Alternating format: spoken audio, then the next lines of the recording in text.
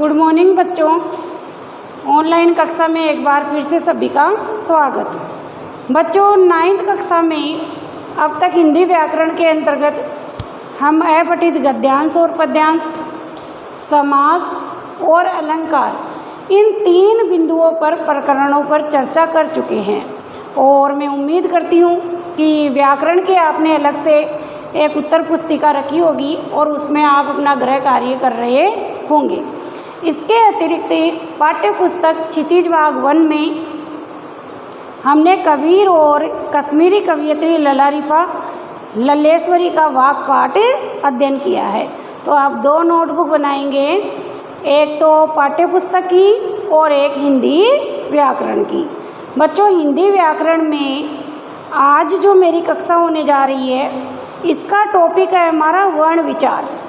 Topic बहुत छोटा सा है लेकिन छोटा होते हुए भी बहुत ही महत्वपूर्ण, बहुत ही जटिल टॉपिक है।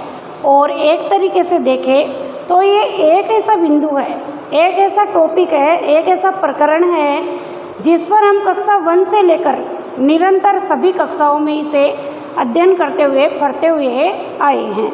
जैसे कि हम कक्षा 1 में कक्का जिसमें हम स्वर और व्यंजन समझते हैं, बारकड़ी समझते हैं, मात्राओं का ज्ञान प्राप्त करते हैं और वर्णों से शब्द बनाना सीखते हैं, शब्दों से वाक्य बनाना सीखते हैं, वाक्य से हम पद और फिर पैराग्राफ बनाना सीखते हैं।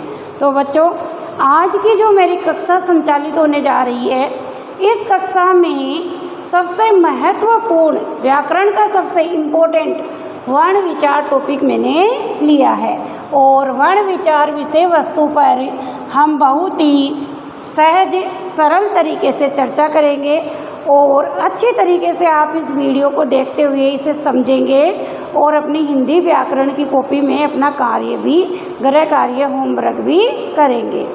बच्चों सबसे पहले तो हम वर्ण विचार के अंतर्गत उसकी डेफिनेशन, परिभाषा समझेंगे, फिर प्रकार या भेद समझेंगे, फिर भेद में भी जो स्वर और व्यंजन है उनके प्रभेद समझेंगे और फिर कौन कौन से स्वर स्वरों में आते हैं, कौन कौन से व्यंजन व्यंजनों में आते हैं वो हमें जानेंगे।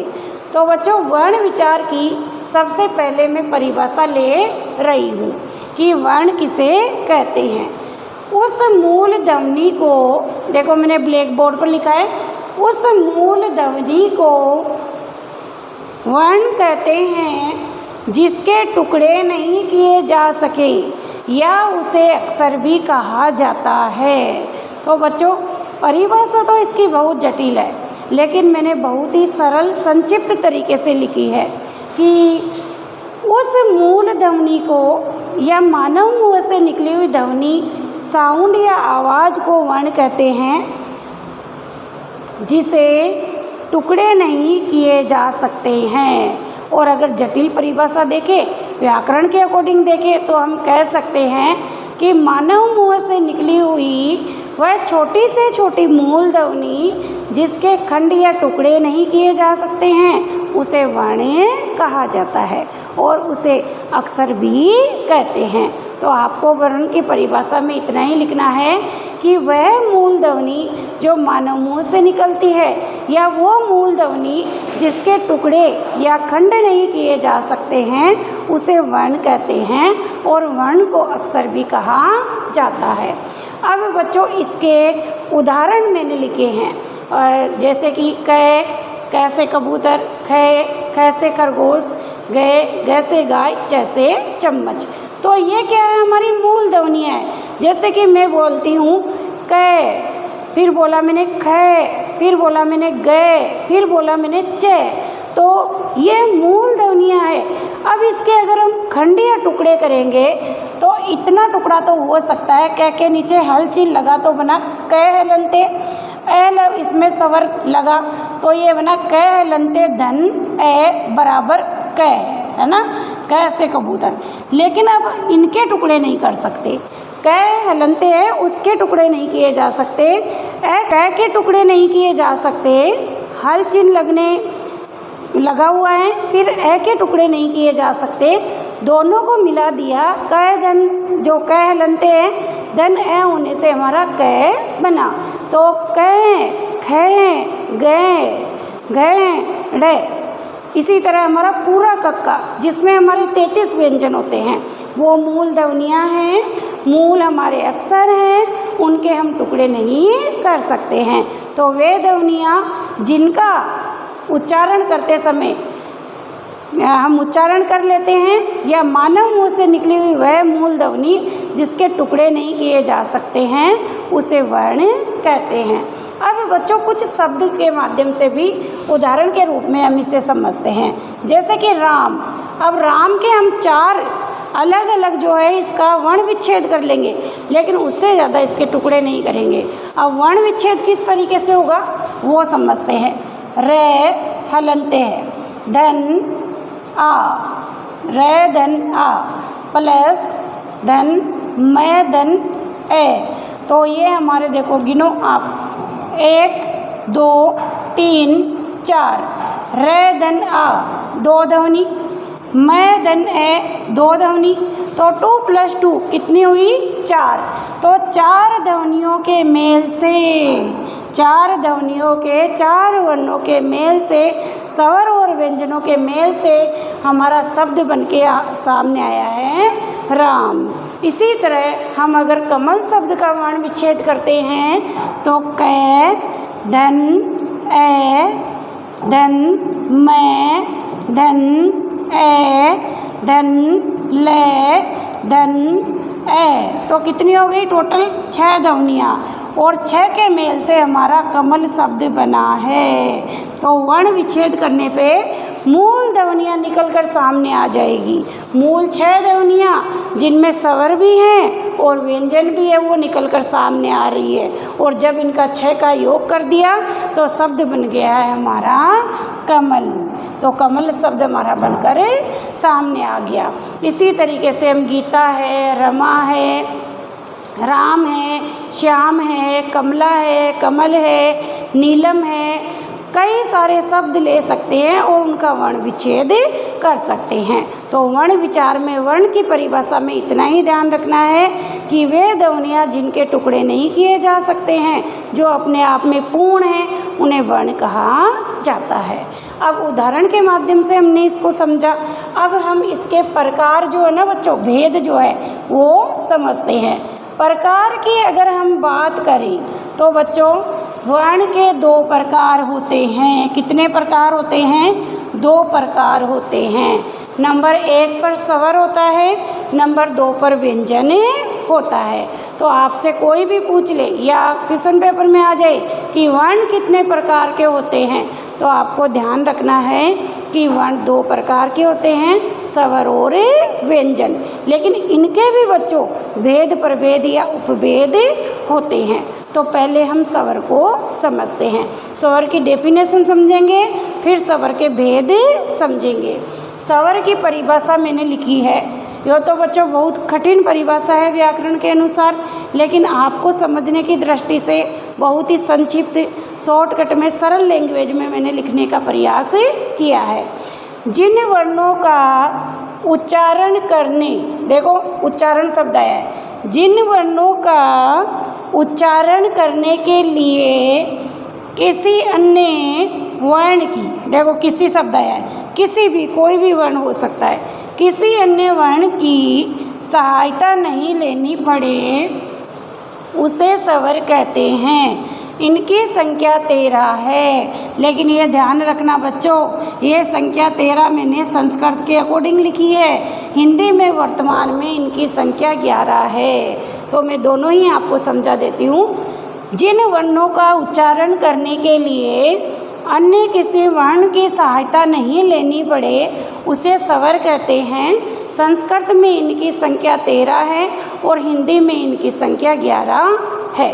अब बच्चों ये तो स्वर की हुई अपनी परिभाषा, लेकिन व्याकरण के अनुसार अगर हम देखें तो हम लिखेंगे वे ध्वनियाँ जिनका उच्चारण करते समय हवा फेफड़ों से होकर बिना किसी बाधा के निर्बाध रूप से मुख विवर से बाहर आती है, मुख से बाहर निकलती है, उसे स्वर कहा जाता है। अब ये परिभाषा बच्चों में लिख देती, लेकिन बहुत जटिल है, समझ में नहीं आएगी कि यहाँ पर फेफड़े, साइंस जैसे शब्द, विज्ञान जैसे शब्द मैम ने क्यों प्रयुक्त कर लिए।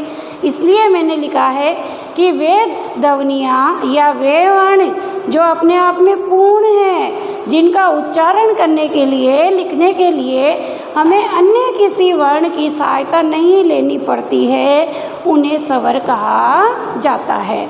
और संस्कृत में इनकी संख्या 13 है।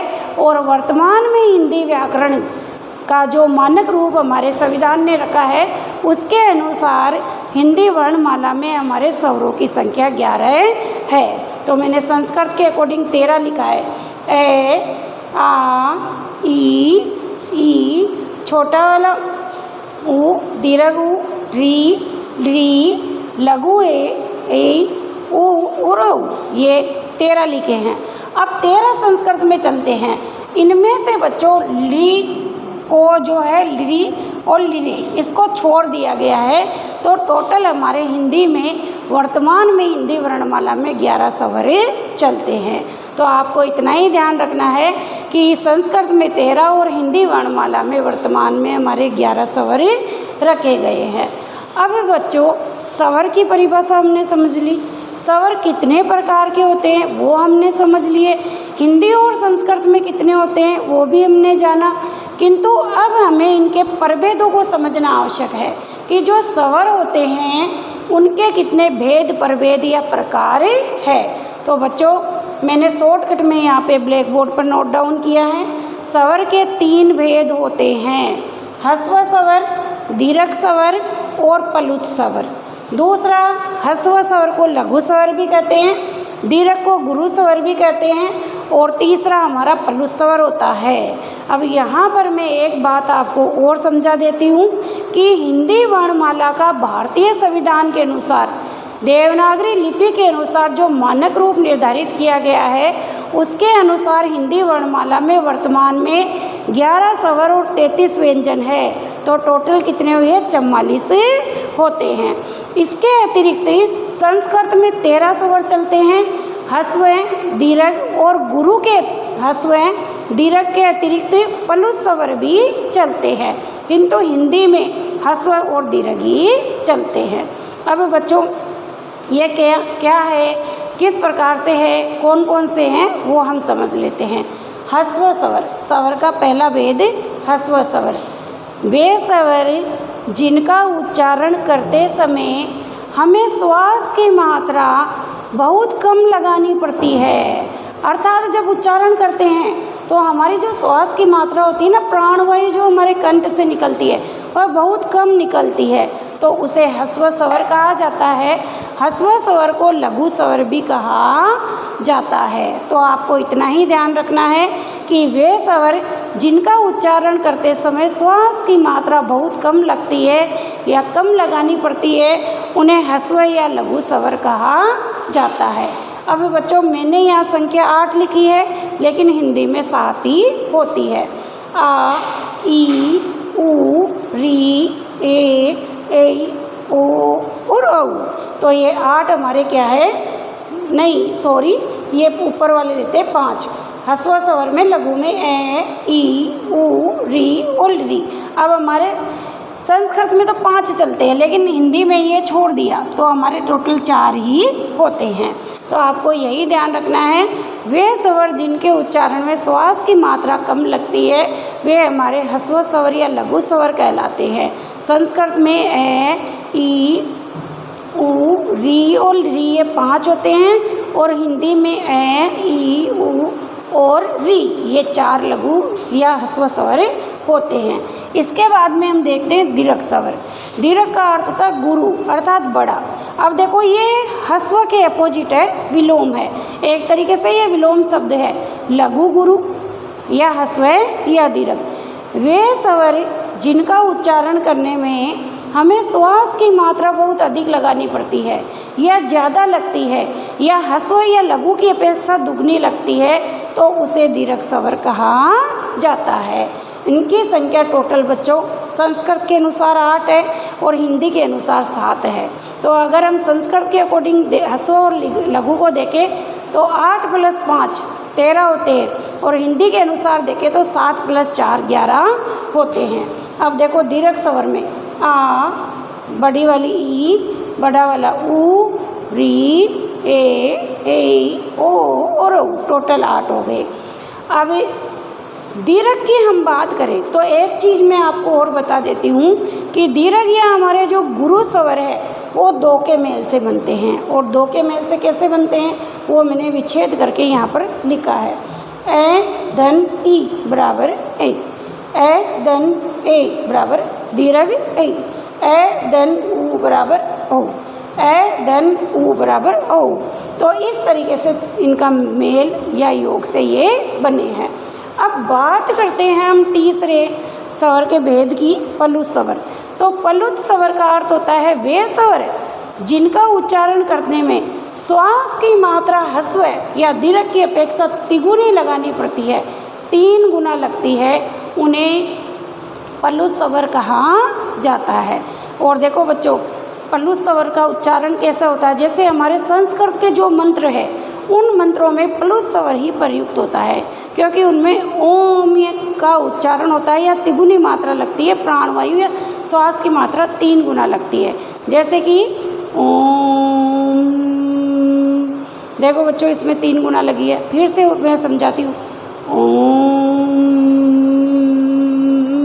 अंदर से जो प्राणवायु निकलती है वह 3 गुना लग रही है, 3 गुना श्वास की मात्रा लगती है। तो वे स्वर जिनका उच्चारण करने में श्वास की मात्रा 3 गुना लगती है उन्हें पलुत स्वर कहते हैं। और ये संख्या में 9 होते हैं। लेकिन आपको यहाँ पर एक चीज़ ध्यान रखनी है, कंफ्यूज नहीं होना है, भ्रमित नहीं होना है कि संस्कृत में हमारे जो है 3 प्रकार के स्वर चलते हैं, ह्रस्व, दीर्घ और पलुत, और हिंदी में ह्रस्व और दीर्घ ही चलते हैं। तो बच्चों आज की जो हमारी ऑनलाइन कक्षा हुई है इसमें हमने वर्ण विचार नामक व्याकरण विषय वस्तु का अध्ययन किया। अब आपको अच्छी तरीके से याद रखना है कि वे ध्वनियाँ जिनका उच्चारण करने में जिनका उच्चारण करने में या जिनका उच्चारण करते समय जिनके टुकड़े नहीं किए जा सकते हैं, खंड नहीं किए जा सकते हैं, या मानव मुंह से निकली हुई वह छोटी से छोटी मूल ध्वनि जिसके टुकड़े नहीं किए जाए उसे वर्ण कहते हैं। वर्णमाला में, हिंदी वर्णमाला में वर्णों की संख्या 44 है, जिसमें 11 स्वर और 33 व्यंजन है। इसके अतिरिक्त अगर हम बात करें कि वर्ण कितने प्रकार के होते हैं तो वर्ण 2 प्रकार के होते हैं, स्वर और व्यंजन। इसके अतिरिक्त हमने स्वर की बात की तो वे ध्वनियाँ जो अपने आप में पूर्ण हैं, जिनके उच्चारण में हमें अन्य किसी की सहायता नहीं लेनी पड़ती, वे स्वर कहलाते हैं। और इनके 3 भेद होते हैं, ह्रस्व, दीर्घ और पलुत। ह्रस्व में श्वास की मात्रा कम लगती है, इसीलिए इन्हें ह्रस्व या लघु स्वर कहते हैं। दीर्घ में अधिक मात्रा लगती है और पलुत में 3 गुना लगती है। तो बच्चों आज की जो हमारी वीडियो कक्षा संचालित हुई है, इस वीडियो को अच्छी तरीके से आप देखते हुए, समझते हुए इस टॉपिक का आप अच्छी तरीके से अध्ययन करेंगे और अपने व्याकरण की उत्तर पुस्तिका में इसे उतारेंगे भी, लिखेंगे भी।